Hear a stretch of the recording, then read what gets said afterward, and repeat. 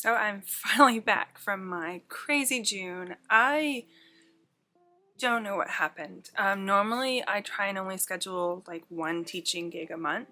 And to be fair, when I said that, my situation was different. So I have slightly less of a reason to stay to one per month. However, I was trying not to go crazy and something happened in June and I was scheduled for every single week. But I've survived. I'm now at the end of June. I finished my fourth event in as many weeks, actually my fifth event in as many weeks. I did a fiber festival in southern Indiana, and then I did the Pigeon Forge, a mountain quilt fest in Tennessee. I did a retreat in Michigan. I don't even know where I've been. I did Las Vegas. Clark and I went to Las Vegas. Dad and I went to Cleveland for a retreat. And is that 5 or 4? I don't even know. But I mean, I had a blast. I do really, really enjoy what I do. I love teaching. I love traveling too. So I kind of get the best of both worlds. So I made it through. I'm at the end. We do actually take off for Hawaii on Thursday. So I'm home for like less than a week. So we'll do Hawaii at Quilt Passions in Kona on the Big Island. And then we'll come to Quilt Passions in Mission Viejo the week after. So I've got a list of classes at both of those places. So I wanted to talk a little bit about the difference between a retreat and a class, and the benefits of each, but really how they're different, how they're similar, and then we'll talk a little bit about a trunk show too, because I realized this weekend that a lot of people don't even know what a trunk show is, and honestly, I think it's one of the things that I didn't know what it was until I did my first one. I was like, I'll just figure it out. So we'll talk about that at the end. But basically, a retreat and a class are both ways to learn. You know, maybe you're learning a new technique.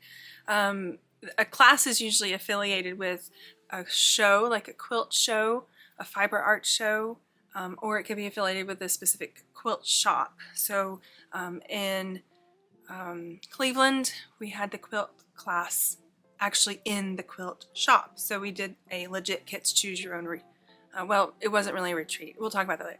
It was a 2-day class. So it was a longer class than normal, but it was a 2-day class in a quilt shop. So normally a class is shorter, especially if it's connected to a quilt show. A quilt class, not a quilt class, really any class. A class can be as short as 2 or 3 hours, sometimes even an hour. I do some lectures that are an hour, but normally if it's connected to a quilt show, it's a pretty quick class. So 3 hours, maybe a full day, but those are pretty rare in quilt shows. The space is just limited. The classrooms are limited. It's harder to get a longer class at a quilt show, or any show for that matter, but it does happen. Original Sewing and Quilt Expo, they do more the day before, so that would be a full class the day before the vendor hall actually opens. But usually if you're doing a class with a quilt show, it's at the same time as the vendor hall is open, so when you get out of class you can go and shop, and it's a lot of fun. So a quilt, I keep saying quilt class, but it's not really, it's just a class in general. It could be quilting, it could be sewing. I have an advanced sewing techniques class, I have a quilt coat class, I have a legit kit classes. It could be anything, any fiber arts. It doesn't have to be quilting. I think my brain just wants to say quilt class, but it could be anything. So I do crochet, I do knitting classes, and then even within quilting, it could be any technique. So foundation paper piecing, applique, traditional piecing, it could be anything, scrappy. It just runs the gamut. So a class is usually affiliated with a quilt show or a quilt shop. They're still a ton of fun, and a lot of times with a quilt show, the machines will be provided, which there's some pros and cons to that. First of all, if you are doing a quick class, like a 3-hour class, it's a lot of time to set up your machine and get settled before you get started. So if you have 3-hour classes back to back to back, for the student, it's difficult because your next class might be in a different room, kind of like in high school, you change rooms at the bell. So you might have to pack up and take to another room. And so If your sewing machine is provided, you just show up to the classroom and sit down at the machine. Now, normally, if the sewing machine is provided, it's sponsored. So there will be a sewing machine company. So Janome, Bernina, Juki will have provided those machines. So even though that's not your machine, maybe you feel like you're very used to your machine and you're comfortable with your machine, even though it's not your machine, it's still a very nice machine. It's usually new. And it's usually for sale. So it's actually a really nice way to test out. Like if you're looking for maybe a new machine, you can test a couple of different brands and really get a feel for them. And there's usually an assistant in the room. So if you break a needle, if you run out of thread, they're right there to help you and run to your assistant. So that is really helpful, especially from a teacher standpoint. I don't have to worry about if everybody understands their machine or if somebody might not feel comfortable with the machine, because the assistant is there for us. The machine representative is there for us. So that's actually really handy. Sometimes in a class you'll bring your own machine, but a lot of times in a class affiliated with the quilt show, the machines are provided. The other side of this is the retreat. So the retreats are usually, and there's exceptions to all of these, but usually a retreat is a longer form, so 2, 3, 4 days. Usually a retreat also includes or has lodgings attached. So I do a retreat in Oklahoma, and it's on an 80-acre farm, and you sleep in the original farmhouse. You sew in the barn. So it's all been refurbished and redone, and it is just beautiful and charming. But it's literally across the driveway from each other. So you sleep in the house, and then you go to the barn and you sew, and it's a lot of fun. Sometimes meals are included, sometimes they're not. That's just going to depend on the individual retreat. I did the one in Michigan I did this month in Chesaning, Michigan. It was the old like grain, not factory, but like greenhouse. The train tracks ran alongside it, and so it's where the trains would stop and have the grain loaded into the train. And it was just precious too, because they had really redone everything. It had been a bed and breakfast before it was a retreat center, so it was really well set up, and they've been doing that for 18 years. So Creative Passions in Chesaning, Michigan, it was just amazing. And that was one of the places where food was provided, and you really slept on the other wall from where you sewed. So if you want to sew all night, usually that's allowed. I mean, people are early birds or people are late owls, and so you can sew whenever you want. When there's a teacher involved, so when I'm there, I teach during the day, and then we break for lunch, and then we sew some more, and then we break for dinner. And usually in the night there's not a teacher, so I have the evenings off, but the students can stay and sew, and as long as they want. So a lot of times with these retreats, I'll go to bed and they're sewing, and then I'll wake up in the morning and there's still someone out there sewing, and then half the time they kind of cross in the night. The night owl will be just going to bed, and the early riser will be getting up and sewing, and it's really sweet. It's a lot of fun. So with a retreat, it's just a longer, usually more relaxed environment, and usually you do bring your own machine. Sometimes there is an option to rent a machine. So especially if it's kind of a destination retreat like Hawaii, there's an option to rent your machine, your sewing machine. So that's always nice too. If you don't want to bring yours, you can rent one, and then you don't have to worry about bringing it on the plane. So that's usually an option. So if you're planning on a class or retreat or what have you, pay close attention. Is the machine provided? Is the thread provided? Because that differs sometimes too. So just pay close attention to the class, instructions and additional information and things like that. But no matter what, it's a blast. I love teaching the 3-hour classes, and I love the longer form retreats. And they just kind of have their own pros and cons each. And the 3-hour classes are just plain a more budget-friendly option. Because they're attached to a quilt show, it reaches a bigger audience. So I can teach more people, like about foundation paper piecing or about you know, a woven fabric basket. I can get that information to more people. They can get a taste for it and see if they like it or not. And it is just a budget-friendly option. A lot of times at a show, what people will do is they'll kind of take a bunch of different techniques and see what they like and see what they don't. And that's perfectly okay. So take advantage of a show and the classes nearby, and have fun with it and pick out something maybe you wouldn't have normally done. Pick out something new.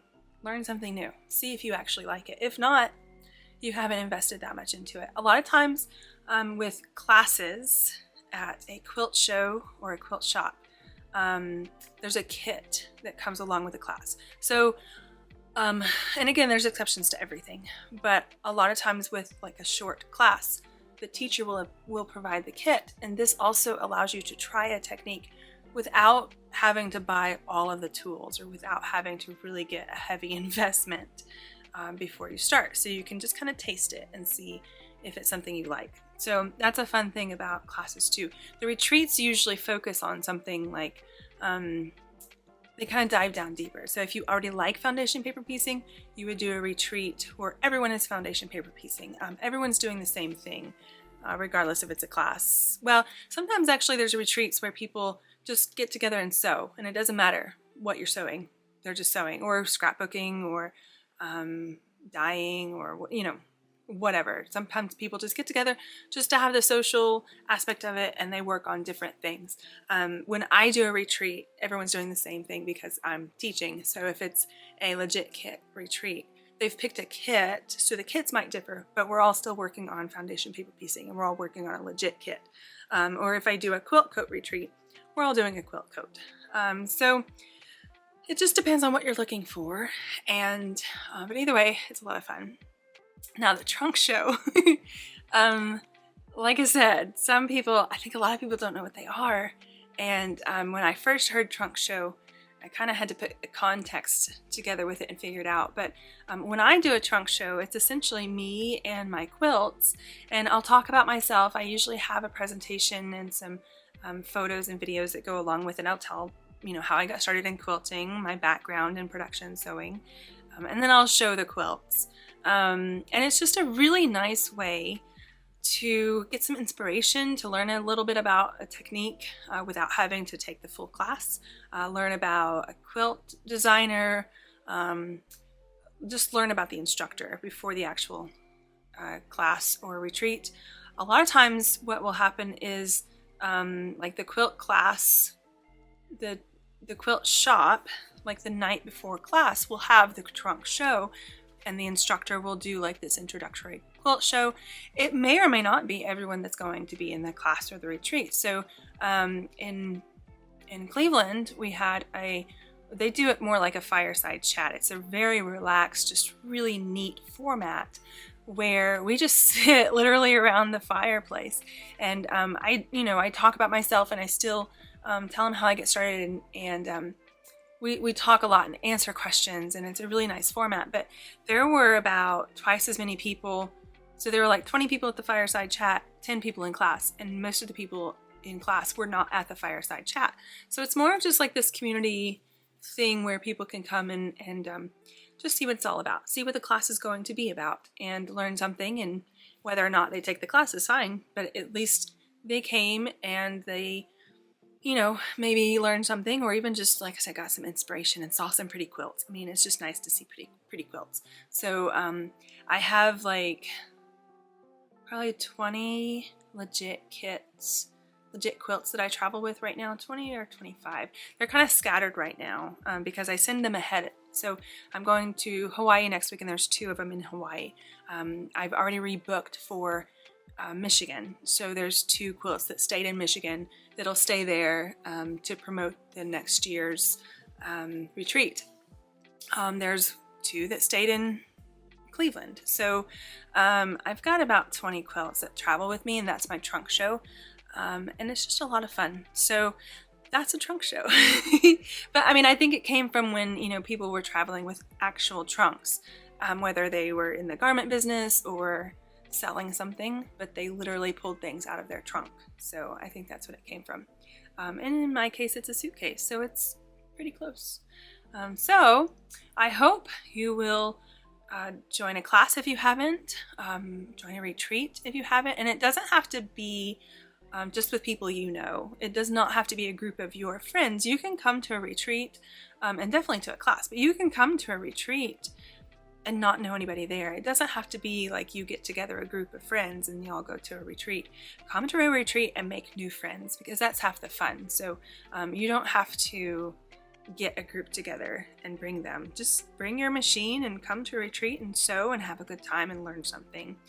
So I'll be in Hawaii next week. I am teaching at Quilt Passions. I've got a t-shirt blanket class and a woven fabric basket class and 2 legit kits classes. I've got building blocks and hazy hills and the ultimate stash busting class. I like that one a lot. And then I'm doing the same classes in Mission Viejo, California the next week. So I will of course post all that information. You can see all of my upcoming classes and retreats at crankykangaroo.com/upcoming events. I will be at AQS Grand Rapids, so that's a quilt show with classes. So I'll be teaching classes and I have a lecture there. And then I will be in Tennessee, I think, for So Magical is next. I think that's end of September. But I made it through June. I survived. I actually got to stay in Cleveland without leaving early this time, so it was a blast. Cleveland is a really cool city. Dad and I got to go to Lake Erie, and it was beautiful. And so I'm really looking forward to going back. And hopefully next time also having an uneventful visit. Cleveland and I have quite a background, so I finally got to experience it though, without disaster. So yeah, look up classes in your area, look up retreats in your area. There's probably a retreat center in your area. If not, there shouldn't be one far. They are very popular right now and they're all over. So find one and enjoy. Just reach out and have fun and do something different. So if you have any questions, of course, you're always welcome to reach me, email me, tag me on social media, whatever you got to do. And I will see y'all hopefully at a retreat or a class soon.